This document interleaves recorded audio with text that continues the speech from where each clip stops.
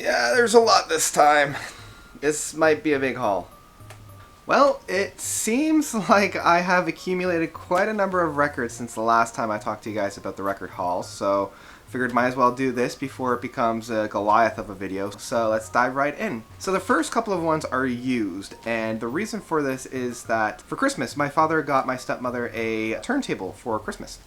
And so because of that, he took back a lot of the records that he gave to me, which were a lot of my favorite albums. So now I have the task of going through and picking up all those albums that I love listening to that I no longer have in my possession. So first up, I had to get Klaatu's first album, 347 EST. I love Klaatu. They're one of my favorite bands, and a lot of people mistake them for the Beatles when they first came out. This album doesn't have any artistic crediting on this. There's no recognition of who actually did this album. So a lot of people thought, oh, maybe this is the Beatles coming back, because this was released back in 1976. But it turned out that it was a bunch of Canadian guys. Yeah, great album. I'm glad that I finally have it back in my collection. Next up is Out of the Blue by ELO, and I've already talked about how much I love ELO, one of the more poppy bands from the 70s that I love listening to. I love their symphonic sounds, and this was the double album with Mr. Blue Sky on it, and I love a lot of the songs on this. And what I actually liked about this is when I got this, it's used, but it still has that cutout that you can make for the flying saucer thing. I'm still debating whether or not I want to actually do that, because it's still kind of in its mint condition, and I kind of want to keep it that way. But the music on this album is fantastic. I'm not quite sure if it's one of my favorite from the band because they've done so many good albums, but this is definitely one worth buying, so I had to pick this one up. And of course, I had to pick up Genesis's Foxtrot because my dad took that away from me, so I had to get it back, and I'm glad that I did. I've already talked a lot about Genesis, and also I had to pick up my favorite album, which is Selling England by the Pound. Like the next day after my dad took this guy back, I had to pick up this guy, and luckily they're pretty common, so hitting up a used record store and finding this guy used, it's only like $3, so it was super easy to find, and I'm glad that I found it. Okay, so that's it for used albums. Next up we have some newer ones, and I know it's new in that it's been produced new, but this is an older one. This is Deep Purple's first album, Shades of Deep Purple, and one of my favorites from the band.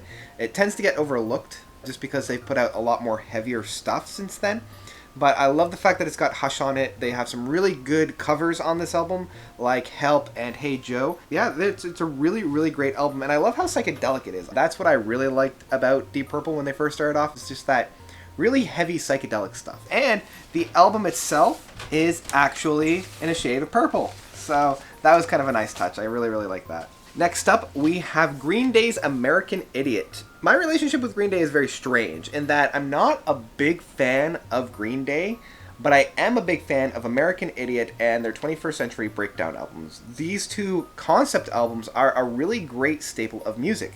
And this came out at a really good time of my life. I was in grade, oh god, it must have been either 11 or 12 in high school when this guy came out. And this was the first kind of a blip that, hey, maybe progressive rock is back, because a lot of the songs bled into one another. They had songs that were touching the 10-minute mark. It was fantastic. I was devouring it, and I loved it.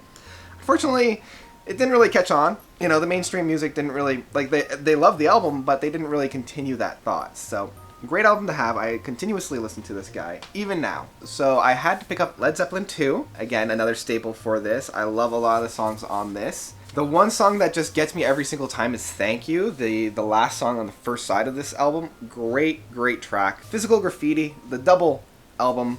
Everybody thought that this was kind of the leftover songs, but it's definitely not.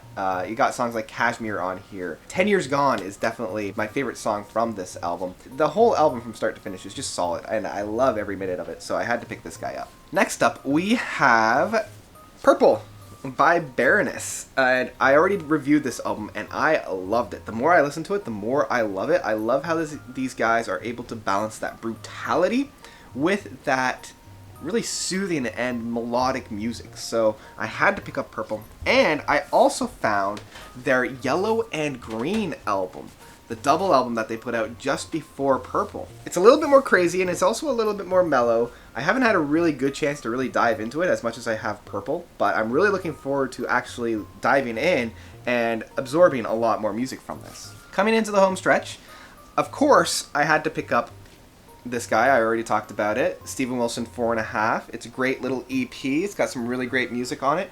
I particularly love Happiness 3 and My Book of Regrets. Those two songs for me are the standouts of this album. And I actually saw him do My Book of Regrets live when I saw him last week. So that was fantastic. I really like this album. Finally, I had to splurge just a little bit on this last one, but I feel like it's very justified. It's one of my favorite live albums that this particular band has put out. It's Opus Roundhouse Tapes. This was actually one of the first albums I ever got from the band. When I first was introduced to the band, I got Watershed. I thought, okay, this is a little intense. Maybe I need to just digest a little bit more. So the Christmas leading up to that, I got the Roundhouse Tapes, which was a double disc live performance from them, and it really helped introduce me to their songs. It has a lot of really staple songs that the band always does, Blackwater Park and Demon of the Fall, but also has Face of Melinda, which I thought was actually better performed here than they did on Still Life. And it's also got Ghost of Perdition, one of my favorite songs from the band. So, great addition, and I had to, of course, pick it up. And so, that is about it. Those are all the albums that I've picked up since my last record haul video. What did you guys think? What was your favorite album that I had in that collection there? Let me know by commenting below. And I want to thank you guys, of course, for watching. It's always a pleasure to talk about the music that I've been picking up. And that's about it. So, thank you guys so much for watching, and Notes out.